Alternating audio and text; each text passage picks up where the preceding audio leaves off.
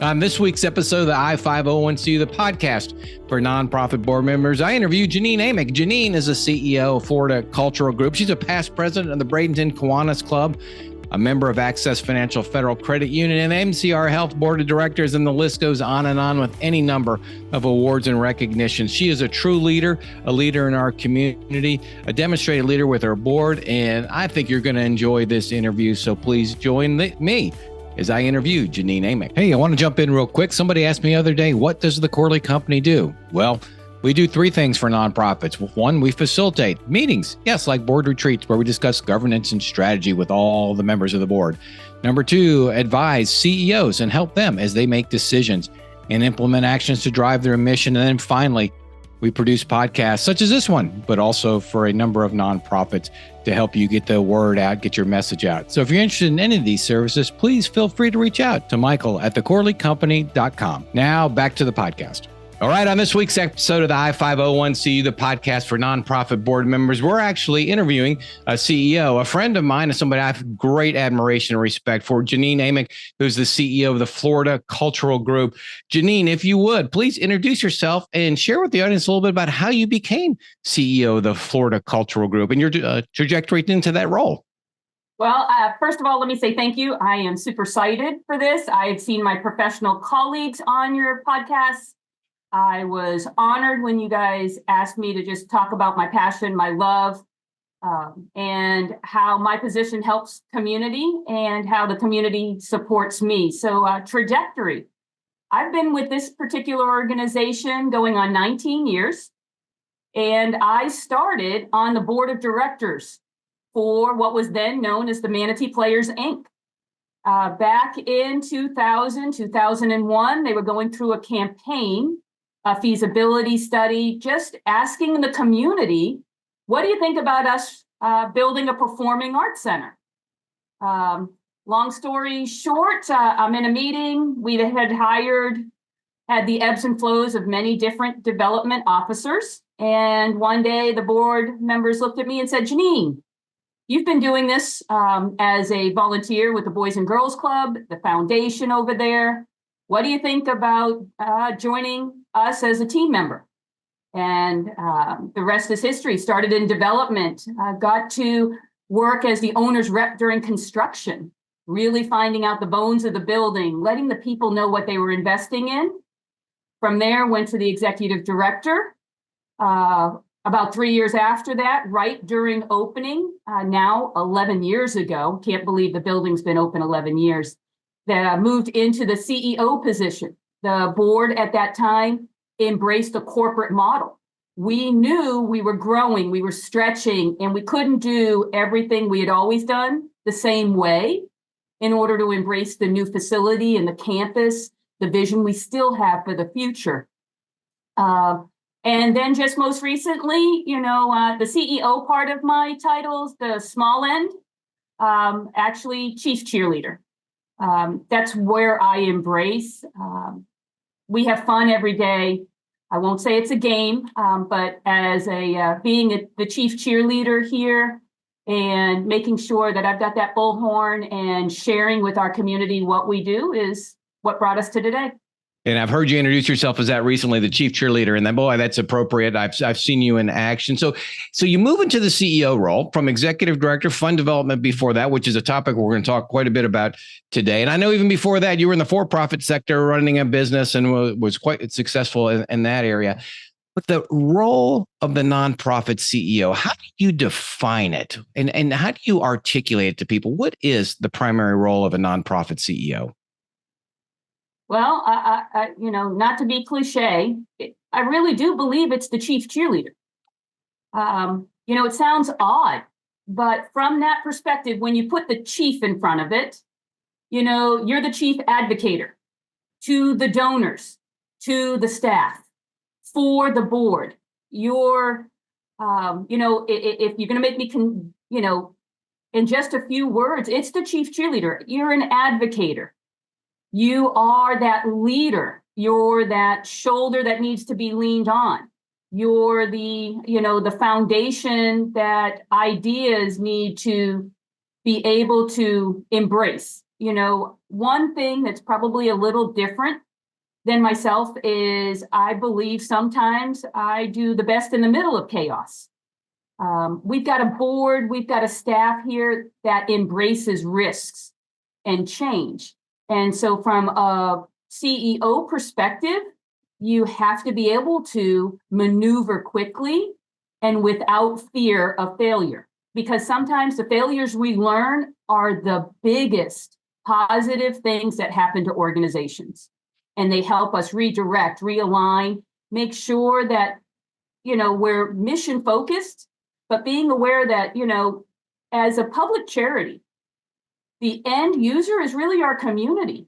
And we have to be in tune to, as a CEO, what does the community need? What does the community want? And so oftentimes we just get stuck in what we've always done, how we've always done it. And then we're missing that our community has evolved and we haven't evolved with it.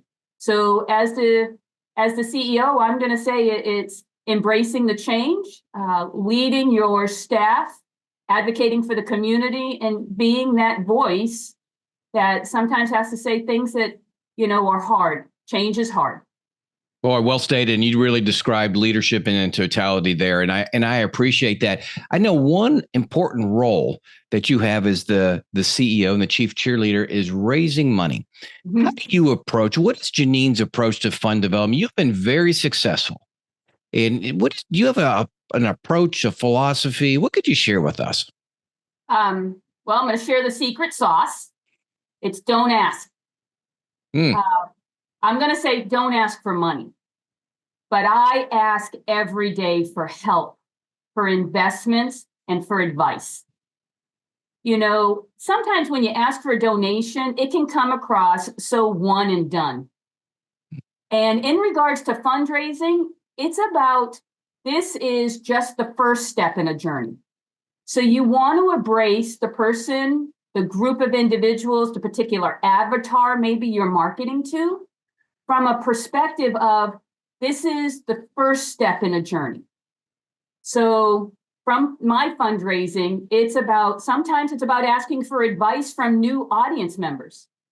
Sometimes it's about reaching out and getting them involved just from their time investment.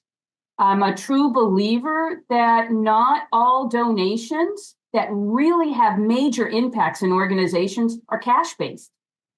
I know for our organization, I'll give you an example. My assistant, she's got a desk, she's got an email, she bought her own computer, she didn't like the one we gave her. And she has been my assistant for a minimum of 2 days a week for 17 years, and she's a volunteer. Oh, wow. And every year we articulate that in dollars. So, sometimes it's not about raising those dollars to find somebody to pay, but it's about building a relationship with what are the skill sets sometimes that people have that they can provide that then allows us not to make an expense. So sometimes it's a different philosophy. It's like match funding. And sometimes that funding is a human being. Human capital is huge. I also learned that in regards to human capital, those people who give of their time really get into the weeds of the organization.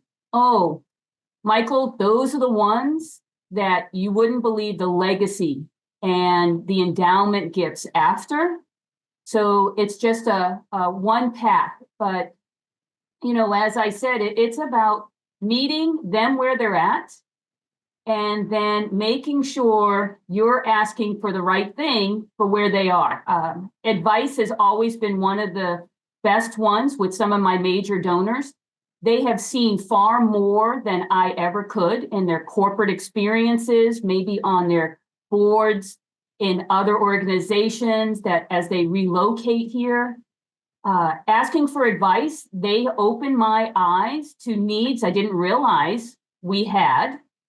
And then I asked them, what do they think about, the approach we should take in order to get those things funded? A lot of times they're the first ones to step up and say, how about a matching campaign? And I'm ready to do that today.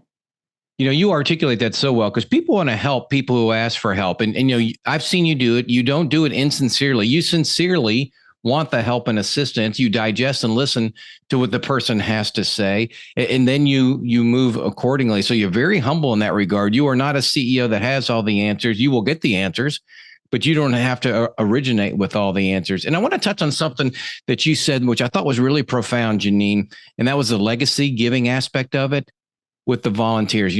Legacy giving is a long-term proposition. Mm-hmm. Everybody thinks let's start doing legacy giving. And in 6 months, they're going to have money. That's not really how it works, is it? No. As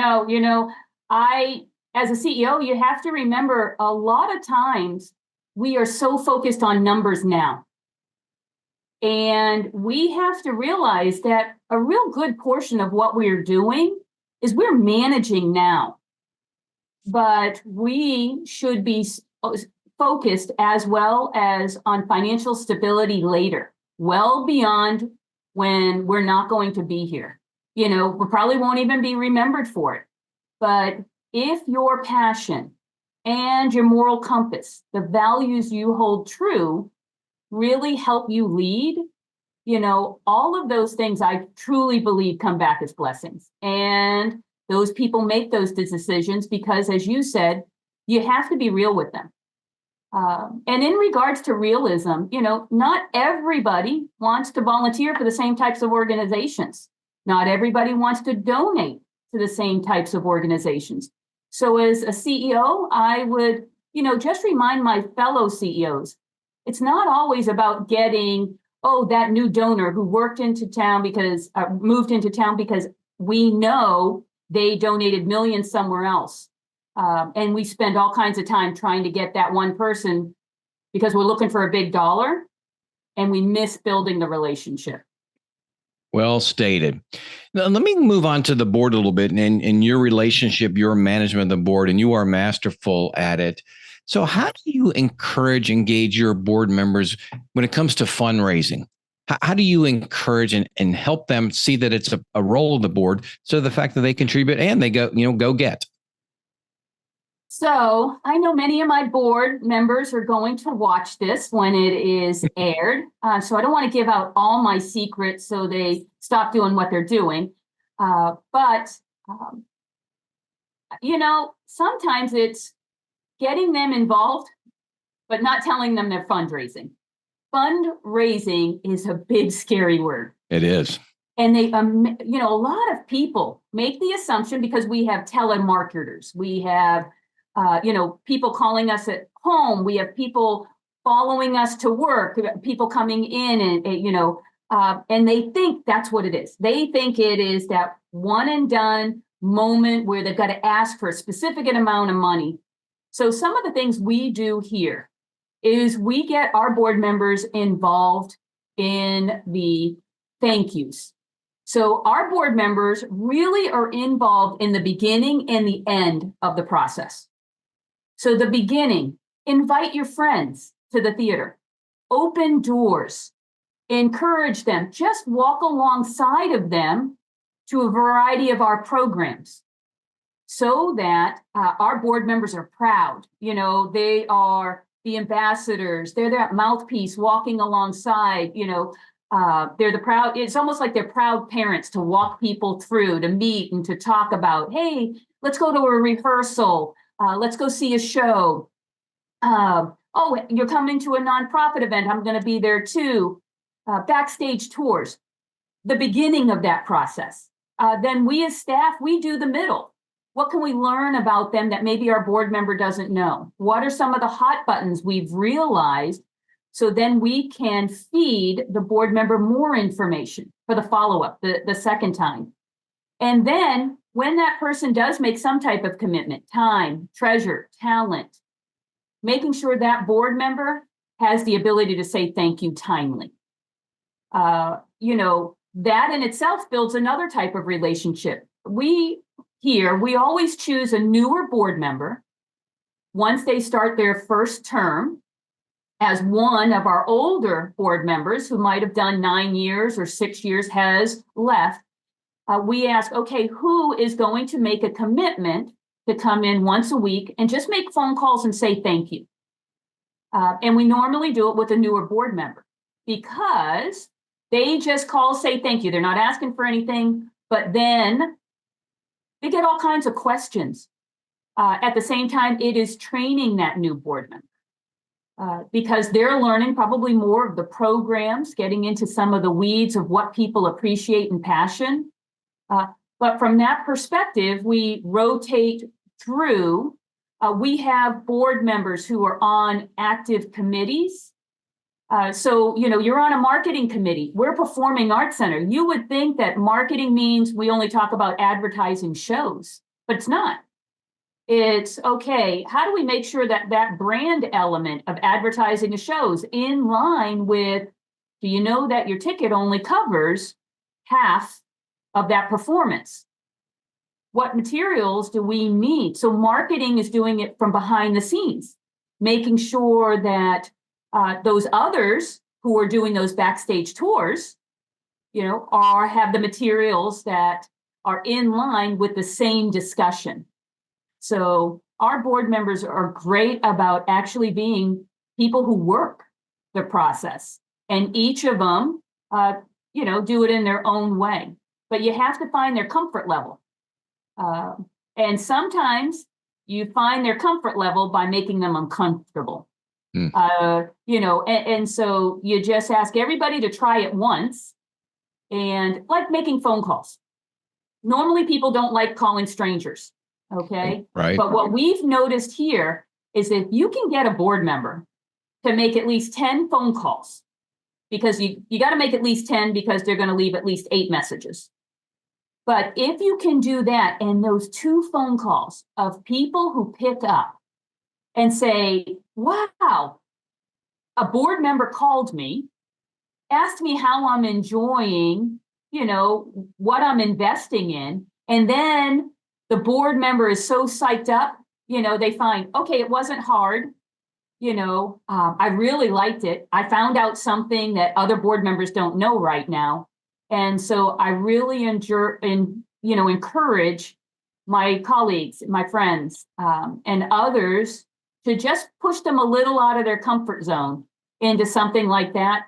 Gratitude, when board members can hear it from others who are actually making the investment, will provide that particular board member courage to go to even more beyond just making phone calls. No, I think that's great. And I admire how you manage the board, because you really do a remarkable job. So how often do you interact with your board members? And I'm sure the chair a little bit more frequently, but committees, you as CEO, give us a little bit about the time commitment managing and interacting with the board and board members. Well, I'm going to appreciate, Michael. For me, I wouldn't, if somebody was asking me, do you manage your board? I don't know if I'd use that word. Because I will say I stretch my board, and I will tell you, my board stretches me. We have a philosophy here at the organization that if there isn't stretching going on, then we're really not growing. And so in that regard, to the time investment on behalf of both, I am a part of all of our active committees. And for us, that's quite a few. We have a campus. So making sure that the facilities committee really understands the bones of what we have. So I'm going to say probably 10% of my time every month is spent with board members. I also have to be sensitive to the fact that our board members are donors. And sometimes I think that gets lost. You have this amazing, unique relationship with an individual who's a donor. Then you get them to join the board. And sometimes they're learning other information. Now they're getting reports they didn't otherwise get. But I've seen, and I have to be sensitive to, that because there's a new relationship evolving from a business perspective, you kind of forget that they still need this other side, because they're not always going to be that board member. And you want to make sure that this particular relationship that got them involved to be a board member in the first place stays first and foremost. So it's a balancing act. But I have to be sensitive to know that, cards, birthday cards, anniversary cards, I don't take that for granted just because they're now on the board. And I'm like, well, they know we do those things, so I don't have to do those for them. We personally invite our insiders, a donor of $1,000 annually and above. We mail them, we call them, we follow up with them. Just because they're board members and they hear it in a board meeting doesn't mean that 3 days later they're not getting that personal call.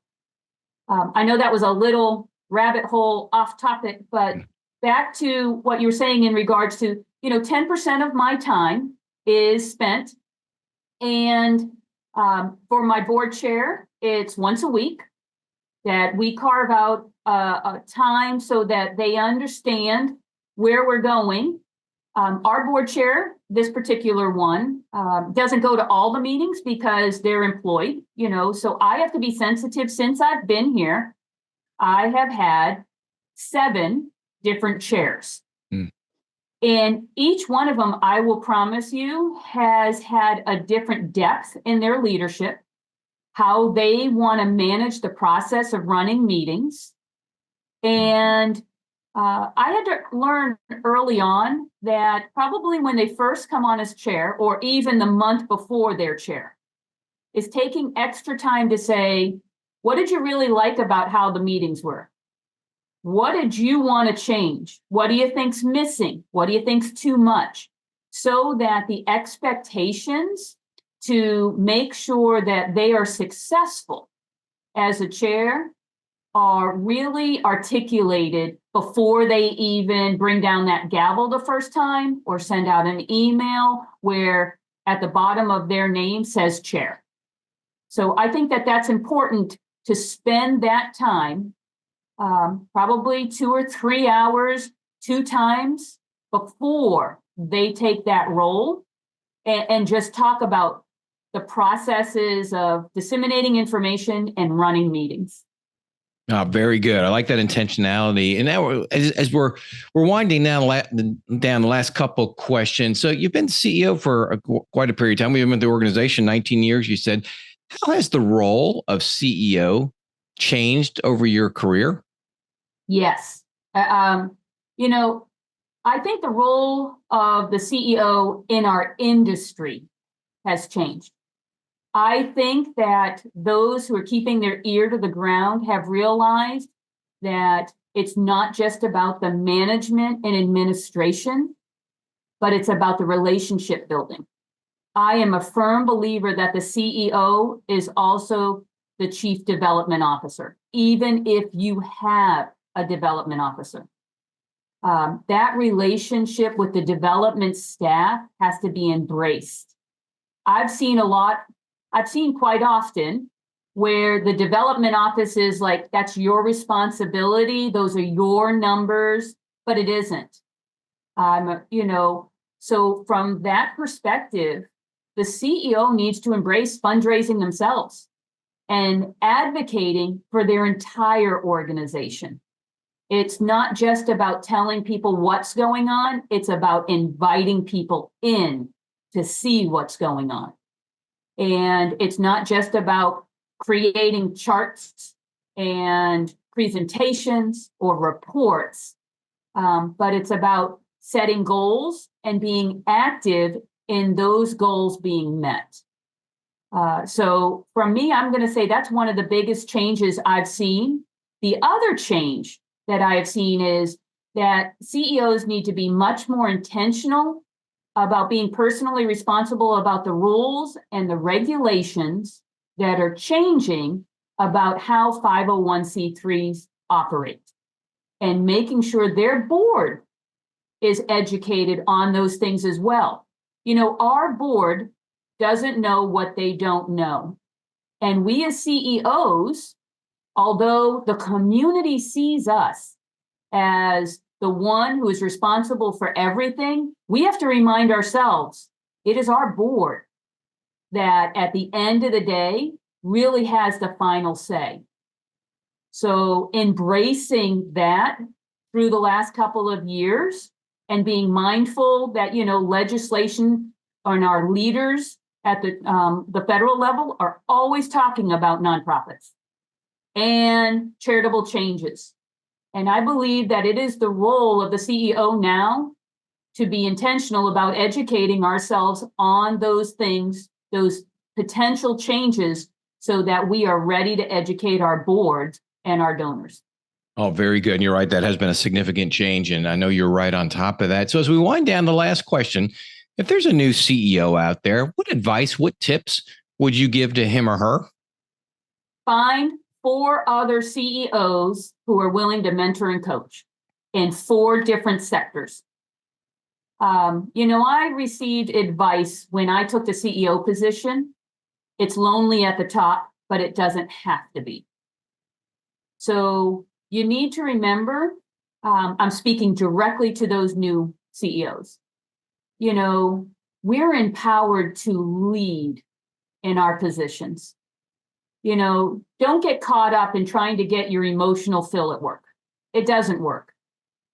But when you can find 3 or 4 other people in those positions who've been there for quite a while, believe me, anything that you're experiencing as a new CEO, people have experienced the same thing. The questions you have are the same questions we had. And I know here specifically, Manatee, Sarasota, DeSoto, the Tampa, Hillsborough region, we have phenomenal CEOs.